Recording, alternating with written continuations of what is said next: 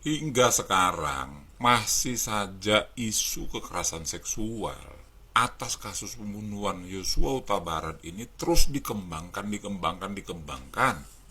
Media mainstream memang menyukai isu kekerasan seksual karena menjual. Isu kekerasan seksual ini sangat menjual, mempunyai value yang tinggi, rating yang tinggi. Tapi apakah ini menyangkut isu kekerasan seksual? Mengapa laptop Yosua juga dimusnahkan, ikut dibunuh? Mengapa HP Yosua juga, dua HP Yosua ikut dibunuh? Apakah laptop Yosua dan HP Yosua ini turut serta melakukan pemerkosaan terhadap Putri Chandrawati? Kan tidak. Kalau nyatanya memang ada pemerkosaan di Magelang, mengapa laptop Yosua turut dibunuh juga? Ada urusan apa laptop Yosua dengan apa yang dilakukan oleh Yosua? Ada urusan apa HP Yosua terhadap apa yang dilakukan oleh Yosua? Harusnya kalau memang itu adalah kekerasan seksual, maka HP dan laptop tersebut tidak ikut dibunuh. Tapi yang dilakukan Putri Chandrawati dan Ferdi Sambo ikut menghabisi HP dan laptop Yosua. Ini yang membuat kecurigaan publik. Artinya ini bukan kasus pemerkosaan, tetapi ini kasusnya kasus berbeda. Laptop tersebut menyimpan informasi yang sangat penting. Begitu juga dengan dua HP Yosua menyimpan informasi yang sangat penting.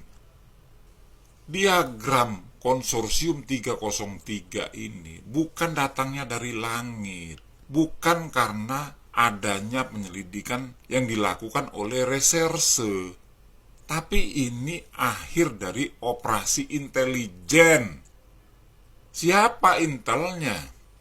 Tentulah orang yang berhubungan dekat dengan para petinggi konsorsium 303 ini. Anda sudah bisa menebak pasti siapa orangnya. Lantas ada juga berkembang, oh Yosua mengetahui informasi penting sehingga dia harus dibunuh. Lah, kalau Yosua mengetahui informasi penting yang jelek tentang Ferdi Sambo, ya tinggal dipecat saja. Memangnya Yosua siapa? Dia hanya pangkatnya brigadir, bengkok 3 kuning. Jadi tidak ada alasan untuk kita berpikir bahwa oh Yosua ini mengetahui makanya dia dihabisi. Oh Yosua ini melakukan selingkuhan makanya laptop dan HP-nya dimusnahkan. Ini dua-duanya tidak masuk akal. Mari kita flashback kembali. Di hari yang sama setelah Yosua dibunuh, Ferdi Sambo menghadap Kapolri jam 10 malam. Di ruangan Kapolri tersebut, Ferdi Sambo melaporkan ada tembak-menembak antara anak buahnya dengan anak buahnya karena ada pelecehan seksual, dan kemudian setelah tembak-menembak itu dia datang ke rumah dinas tersebut. Tapi apa yang dikatakan oleh Kapolri Jenderal Polisi Listio Sigit Prabowo? Kamu nembak, Bu. Lah, kenapa Kapolri mengatakan kamu nembak, Bu? Sudah dijelaskan oleh Ferdi Sambo bahwasannya dia datang ke TKP setelah proses tembak-menembak itu sudah selesai. Ini kan Kapolri melakukan tuduhan serius terhadap Ferdi Sambo. Kamu nembak, Bu. Nah, bisa kan kita bayangkan siapa sebetulnya Yosua ini? Kenapa laptopnya bisa dimusnahkan? Kenapa laptopnya harus dimusnahkan? Kenapa HP-nya harus dimusnahkan? Hanya hitungan jam, Kapolri tanpa basa-basi mengatakan, kamu ikut nembak, Bu. Ini kasus besar. Kasus 303, bukan kasus seksual yang receh, yang remeh-temeh. Masih saja kita percaya terhadap isu kekerasan seksual tersebut. Artinya Ferdi Sambo ini tidak sejalan dengan Kapolri. Ketika Presiden 4 kali menanggapi dengan keras. Buka seterang-terangnya, ungkap sebenar-benarnya. Apa yang dilakukan oleh Krimum Polda Metro Jaya?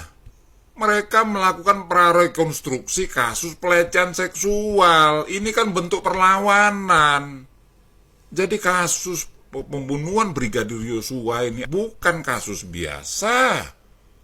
Sebagai perbandingan saja, baru-baru ini kita dikagetkan. Tiba-tiba seorang wartawan TVRI Semarang diangkat menjadi Kapolsek. Bagaimana wartawan bisa diangkat menjadi Kapolsek? Kapan sekolah polisinya? 14 tahun yang bersangkutan menjadi wartawan TVRI. Tiba-tiba menjadi Kapolsek. Inilah kerja intelijen, operasi senyap. Intelijen itu berhasil ya cuma naik pangkat.